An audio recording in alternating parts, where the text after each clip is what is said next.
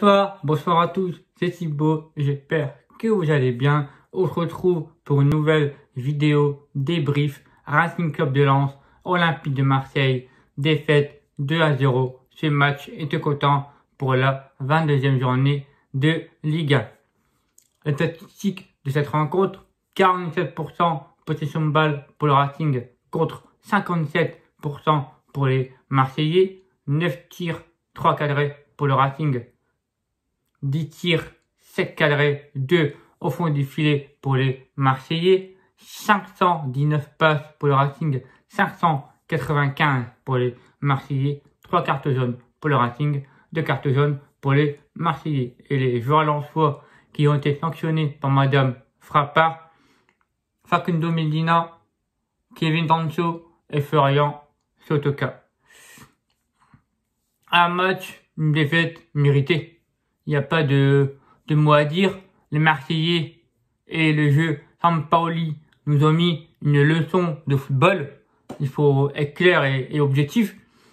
Marseille nous a dominé tout le long de la rencontre. À aucun moment on a mis en difficulté les Marseillais, alors que nous on a joué en contre, parce que les Marseillais, j'ai bien analysé leur jeu. Ils ont joué en U. Ils ont joué comme si c'était le handball. Avec leur jeu, et nous, qu'est-ce qu'on a fait? On a fait que reculer, et quand on avait ballon, on dégageait en catastrophe, ou on dégageait loin en touche. Et d'ailleurs, je peux pas vous mentir, mais j'étais au stade avec mon papa ce week-end, et je remercie ma section qui m'ont offert 2 places pour moi et mon père, donc je leur remercie de la part des musiciens de COP. Je ne préfère pas leur dire leur prénom parce que par respect. Voilà. On disait que, je reviens, que les Marseillais ont joué en U, comme au handball. C'est, nous, derrière, on a que reculé, et on n'a pas pu faire notre jeu d'habitude. Et je n'ai pas reconnu le Racing Club de Lens ce soir-là. Alors, est-ce que c'est l'effet de Sampaoli qui nous a mis en difficulté? Parce que là, il faut être clair, objectif. Marseille sont vraiment la meilleure défense de ce championnat. Et ils l'ont prouvé ce samedi soir et nous ont mis beaucoup en difficulté. Surtout avec Dimitri Payet. Quand t'as un Dimitri Payet qui distribue, mais quel transpercé il a fait pour Under. Il a eu 2-3 occasions franches et il en a raté. Et heureusement que Victor Farinez a fait 2-3 parades de côté. Sinon, on s'en prenait 5. Surtout le coup franc de Payet avec la parade de Victor. Et souvenez-vous, la barre transversale où il fait une superbe claquette. Donc Victor, pour moi, il a fait son match. Le penalty, on va revenir là-dessus parce que Madame Frappard, pour moi, qu'est-ce qu'elle m'a saoulé tout au long du match. Elle esquive des fautes, alors que ça n'a rien à voir. T'as des joueurs qui tombent à terre, jouent le jeu, et quand la balle sort, tu reviens, ou quand la balle est pour l'équipe adverse, et on le voit pourquoi Florian Sotoka a été frustré et qu'il s'est pris ce carte jaune. Je peux le comprendre, Flo, qui s'est énervé. Et après, le penalty, on va revenir. Hein. Le penalty, pour moi, sur Gendouzi, et pour moi, il n'a pas penalty pour moi. À aucun moment, Medina, il lui conteste la faute. Juste, il enlève. À la fin, il le touche pas. Il n'a pas touché. Il n'a pas touché, Medina. Et en plus, j'ai regardé, parce qu'il y a un supporter dans la RCS qui a mis son téléphone pour voir s'il y avait penalty ou non. Il a mis un Madame Prime vidéo. Et on a regardé, mais à aucun moment, Medina fait faute sur Gendouzi. Est-ce que Gendouzi rajoute? Ça, je ne sais pas. Je vais pas contester ça et aller plus loin. Mais pour moi, il n'y a pas faute. Sur le moi. En commentaire, n'hésitez pas à me dire si pour vous, vous sifflez penalty, oui ou non, sur Matteo Gendouzi de faute commise par Facundo Medina. Et là où je vais interpréter, c'est la VAR. Qu'est-ce qu'ils font là-bas, derrière le camion, sur cette photo-là? Parce que pour moi, ça doit être intervenir. Mais bon, enfin bref, transformé par Payet, un plat du pied côté droit, Victor Farinet qui plonge à gauche. De toute façon, un penalty, c'est un côté ou l'autre. Mais moi, j'ai cru à Farinet, souvenez-vous, lors du derby contre Lille. Donc voilà, je me suis dit par miracle, pourquoi pas Victor. Et après, sur le deuxième but, bah là, pour moi, j'avais dire que c'était un peu de sa faute. Sur le but de Cédric Bakambu, il a rentré à 75e minute de jeu. 2 minutes plus tard, il met un pion pour assurer les Marseillais d'une passe de Guendouzi. Et entre les jambes, il était en mouvement. Et après, il a calculé dans sa tête Bakambu et ça finit entre les jambes et voilà. Et après, la défense lensoise, Jonathan Grady, Kevin Danso, Medina. Pour moi, je vais quand même dire l'homme du match, pour moi. Malgré cette défaite, je vais mettre Jonathan Grady. Mais heureusement qu'il était présent, Dio. Dio, pour moi, c'est le patron de cette défense. C'est le taulier, c'est au monstro. Pour moi, c'est rien d'autre. Oui, Kevin Danso au début de saison, etc. Mais là, pour moi, Jonathan Grady, avec l'expérience, etc. Grady est au-dessus des trois pour moi.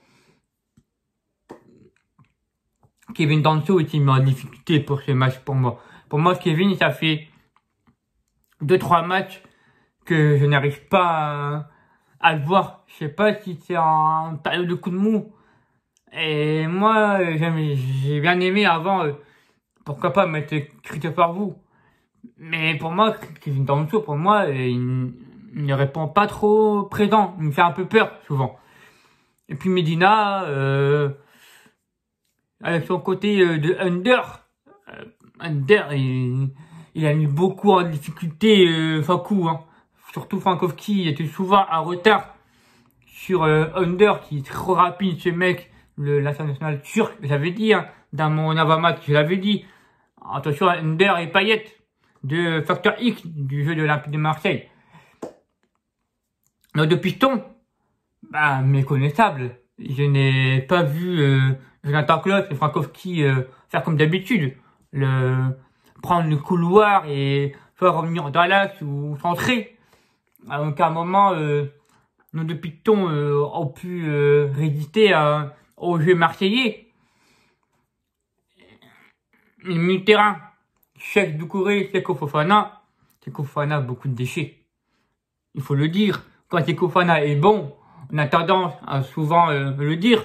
Mais par contre, quand il fait un mauvais prestation, mauvais match, il faut être objectif. Mais là, Seko Fofana, je suis désolé, il est passé à côté de ce match. Et surtout, il nous coûte une énorme contre-attaque sur Florian Sotoka. Pour moi, cette occasion-là, cette contre-attaque-là, pour moi, ça doit trop défiler. Hein. Pour moi, ça doit faire 1-0 à ce moment-là.